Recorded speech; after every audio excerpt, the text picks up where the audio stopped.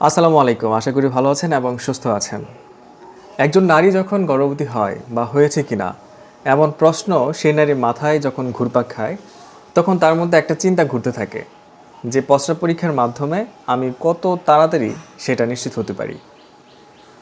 কেউ যখন গর্ভবতী হয়েছে কিনা এমন সন্দেহ করে এবং সেই অবস্থা নিশ্চিত করার জন্য আমরা সবসময় যে টেস্টটা করে থাকি সেটা হচ্ছে বাসায় বসে ডিভাইস দিয়ে প্রস্রাব পরীক্ষা করা।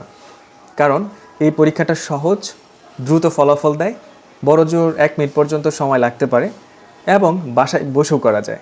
এখন প্রশ্ন হচ্ছে এই ধরনের ডিভাইস দিয়ে প্রস্রাব পরীক্ষা করার মাধ্যমে সর্বনিম্ন কত দিনের মধ্যে মানে কত তাড়াতাড়ি রেজাল্ট পাওয়া যায় এবং সঠিক রেজাল্ট পাওয়া যায়। অনেকেই অনাকাঙ্ক্ষিত গর্ভধারণ করে ফেলেন, কিছু কিছু ক্ষেত্রে সেই গর্ভধারণটা আর কন্টিনিউ করতে চান না অনেকেই। এজন্য অনেকেই চেষ্টা করেন যত তাড়াতাড়ি সম্ভব এই ব্যাপারটা নিশ্চিত হতে, মানে কখন আপনি টেস্ট করলে নির্ভুল ফলাফল পাবেন এবং আপনি বুঝতে পারবেন যে আপনি গর্ভবতী হয়েছেন কি হননি। ব্যাপারটা আমি যদি একটু খুলে বলি তাহলে আপনারা আসলে সহজেই বুঝে নিতে পারবেন। ব্রণ যখন জরায়ুতে স্থাপিত হয়, স্থাপিত হওয়ার পর থেকেই সেই নারীর শরীরে এক ধরনের হরমোন তৈরি হয়।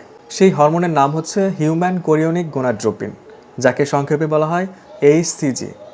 এই এইচসিজি হরমোন প্রথমে রক্ত প্রবাহে প্রবেশ করে, রক্তে প্রবেশ করার পর এটা নারীর প্রস্রাবের সাথে নির্গত হয়। আপনারা অনেকেই এই ধরনের ডিভাইস দেখেছেন। হ্যাঁ, এটাই সেই ডিভাইস যে ডিভাইসের মাধ্যমে প্রস্রাব দিয়ে গর্ভবতী হয়েছে কিনা সেটা পরীক্ষা করা হয়ে থাকে এবং এই ডিভাইসের মধ্যে কয়েক ফোঁটা প্রস্রাব দিলেই রেজাল্ট বের হয়ে আসে। এই ডিভাইসটার কাজই হচ্ছে প্রস্রাবের সাথে যে হরমোনটা নিঃসৃত হয় এইচসিজি হরমোন, সেই হরমোনটা ডিটেক্ট করা। এখন যদি এই প্রস্রাবের সাথে এই হরমোনটা নিঃসৃত হয় তাহলে সেই হরমোনটা প্রস্রাবের সাথে এই ডিভাইসের সাথে চলে যাবে এবং সেই ডিভাইসে হরমোনের উপস্থিতির কারণে পজিটিভ দেখাবে, তার মানে সেই নারী গর্ভবতী। আর যদি প্রস্রাবের সাথে এই হরমোনটা নিঃসৃত না হয় তাহলে এই ডিভাইস পজিটিভ দেখাবে না, কারণ তার শরীরে হরমোন উৎপন্ন হচ্ছে না, অথবা বুঝে নিতে হবে এখনও তার হরমোন রক্ত থেকে প্রস্রাব পর্যন্ত আসেনি কিংবা সে গর্ভধারণই করেনি। এখন নিশ্চয়ই অনেকের মধ্যে একটা প্রশ্ন ঘুরপাক খাচ্ছে, যদি গর্ভধারণ করে, ধরেন গর্ভধারণ ওই নারীটা করলো, তাহলে কত দিনের মধ্যে মানে কত কম সময়ের মধ্যে টেস্ট করলে গর্ভাবস্থা শনাক্ত করা যায়? এর সঠিক উত্তর হচ্ছে সাধারণত মাসিক মিস হওয়ার প্রথম দিন থেকেই প্রস্রাব পরীক্ষা গর্ভাবস্থা শনাক্ত করা সম্ভব হয়। তবে কিছু কিছু অনেক বেশি সেন্সিটিভ আর্লি ডিটেকশন কিট আছে যা মাসিক মিস হওয়ার 4-5 দিন আগেও পজিটিভ ফলাফল দেখাতে পারে। তবে এই পরীক্ষাতে সবসময় নির্ভুল ফলাফল পাওয়া যায় না। আপনাকে সবথেকে নির্ভরযোগ্য ফলাফল পেতে মাসিক বন্ধ হওয়ার 1 সপ্তাহ পর্যন্ত অপেক্ষা করতে হবে। 1 সপ্তাহ অপেক্ষা করে যদি আপনি এই ধরনের ডিভাইস দিয়ে পরীক্ষা করেন তাহলে আপনি সঠিক ফলাফল পাবেন, এটা আশা করা যায়।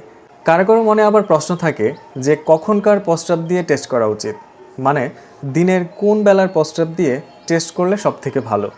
এর উত্তর হচ্ছে ঘুম থেকে উঠে সকালবেলার প্রস্রাব দিয়ে টেস্ট করলে সব থেকে নির্ভুল রেজাল্ট পাওয়ার সম্ভাবনা বেশি থাকে, কারণ ওই সময় একটা বড় গ্যাপ থাকে প্রস্রাব জমে থাকার। প্রস্রাব যত বেশি জমে থাকবে হরমোনের পরিমাণটাও বেশি থাকবে, এই কারণে সাধারণত সকালবেলার প্রস্রাব দিয়ে টেস্ট করার জন্য রিকমেন্ড করা হয়ে থাকে। ডিভাইসগুলো দিয়ে অনেক সময় সঠিক তথ্য পেতে বিলম্ব হয় কিংবা পাওয়া যায় না।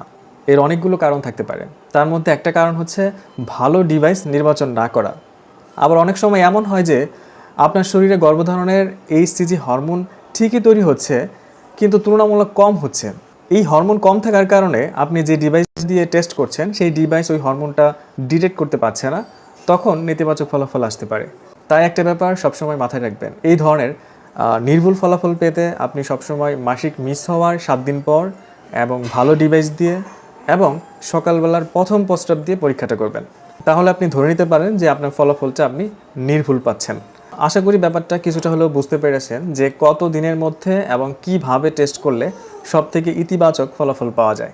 এই ইউরিন টেস্ট সম্পর্কে আপনার আরও যদি কোনো প্রশ্ন থাকে বা কোনো মতামত থাকে অবশ্যই কমেন্টস করে জানাবেন, আপনার মতামতের যথাযথ রিপ্লাই দেওয়ার চেষ্টা করা হবে। আজ এই পর্যন্তই, আগামীতে আবার দেখা হবে। সেই পর্যন্ত ভালো থাকুন, সুস্থ থাকুন, ধন্যবাদ।